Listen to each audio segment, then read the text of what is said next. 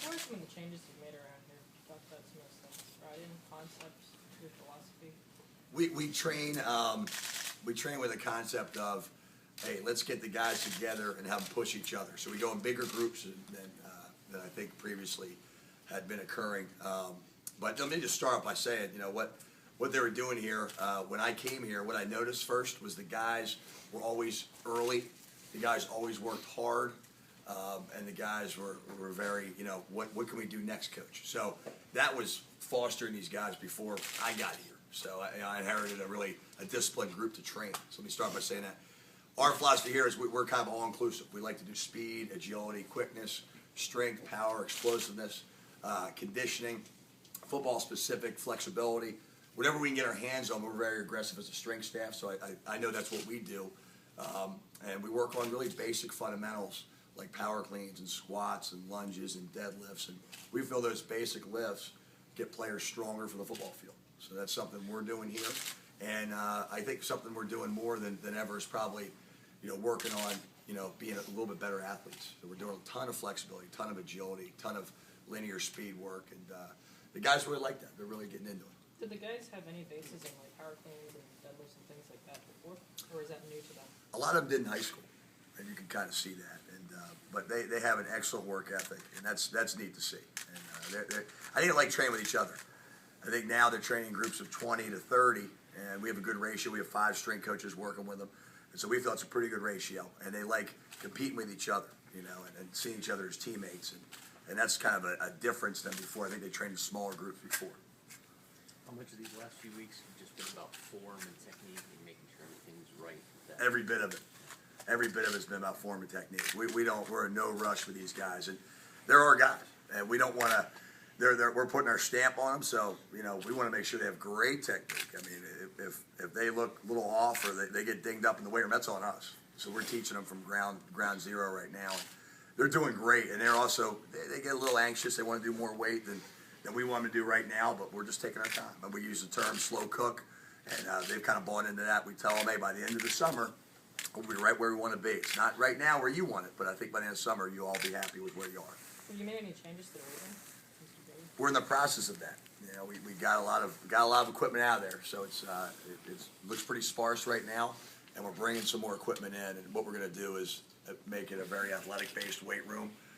There'll be 24 stations in there for power cleans, squats, deadlifts, lunges, flexibility circuits. So there'll be a lot of space in there. So we're kind of excited about that. Most of our movements are when they're standing up, so we don't need a ton of machines, so we won't have those. Movements like power cleans and stuff, why are those important to football strength? Well, they work on triple extension. So you're working on getting your hips through, coming up, extending all the way through your toes, right through the top of your head. And you're working on being explosive on the field. There's a good carryover. It carries over to vertical jump testing and broad jump testing. And that's what the NFL seems important to test to see if a guy can play at their level. So there's been a ton of kind of comparisons on that. And our guys really understand that. They really like those lifts. The squats, it's a total body movement. When you're playing football, you're on your feet, you're using your whole body, so we try and do movements that mimic that. Why did you move away from the HIT style training and go towards an Olympic style training? Well, I never moved away from it. I just have never done the HIT. So we've always done Olympic-based training. So when Billy hired me, that's the package he was hiring. So it was just kind of, hey, this is what we do, and he knew that from our days at Maryland. And so, okay, I want to do that, and okay, go get him. That was kind of the deal. Why did you never do the HIT? For us, I've always believed in what we're doing now. I've always believed in triple extension. I've always believed in full body movements, standing up and really working on getting better at 1-rep maxes. So that's always been our basis, really conventional ground-based movements. How much of a change has it been for the players to adjust? You talked about doing it slowly to make sure the form's right, but how difficult is it of an adjustment for these kids? I don't think it was that difficult. I really don't.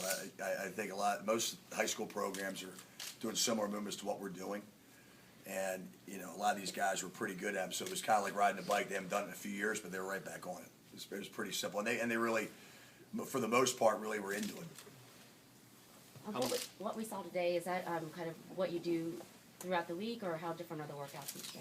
So our Monday and Thursday are usually linear speed training, followed by our lower body training. So it's really our athletic days. And our Tuesday and Friday is our hard conditioning days, what you saw today, followed by upper body days. They all work together. But that is what you saw. That Friday workout today is similar to Tuesday. Monday and Thursday, we're either in a Luba Hall, running throughout this building, work on acceleration and straight ahead. Does it start at 5 o'clock? Or 5:30 Not every day. Okay. Not every day. Just when the media's here, right? No, Tuesday and Friday always starts at 5:30. So, but the other days we have them in smaller groups throughout the day, 4 groups, and they come in. They'll come in 4 more groups today and come in to lift weights and do flexibility and kind of get their bodies back from doing that hard run. One of the guys has said that they suspect you work out before these workouts. Is that true? That is true. I like to get it over with. Not because I'm disciplined. I just don't want to do it later. So after a long day of lifting weights on these guys, I don't feel like doing it. So I just come in. It wakes me up a little What bit. time do you get in? About 3:30, 4 o'clock. So yeah, my wife still trying to figure out what I'm doing at that time of day. But so hopefully she's coming to see me in here one day. But yeah, we get in early. We're kind of strength and conditioning is kind of an early deal anyway. So that's we're all a little crazy. Do you pick the music? I did not pick the music. I won't take credit or blame for that music out there. So that's picked by our young folks. They're better at it than me. So if it was my music, they probably wouldn't run as hard. Were you called out there at all? Or? No, feel good.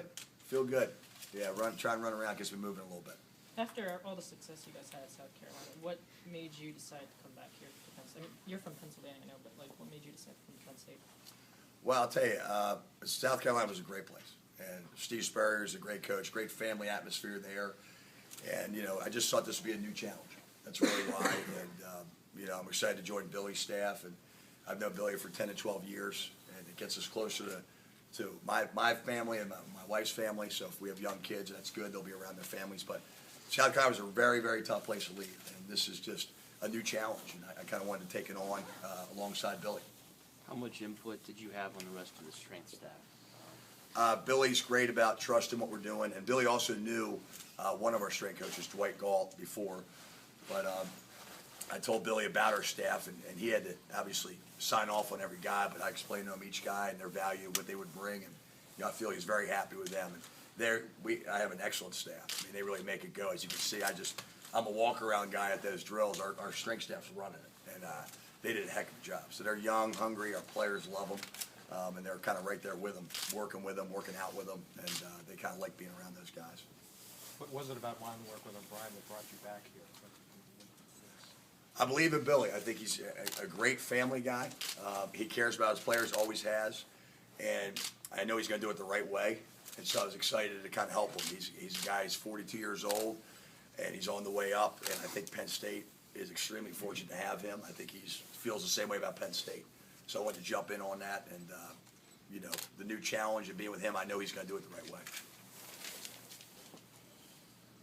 Did you ever lose your voice? It probably sounds lousy all the time. But that's probably the answer. It probably sounds pretty bad, but it's always that way. I think if you're coaching hard, that's the way it sounds. And so if I had a good voice, I don't think I'd be earning my check too much. You guys good? Yep. All right. Thanks everybody for coming out this early.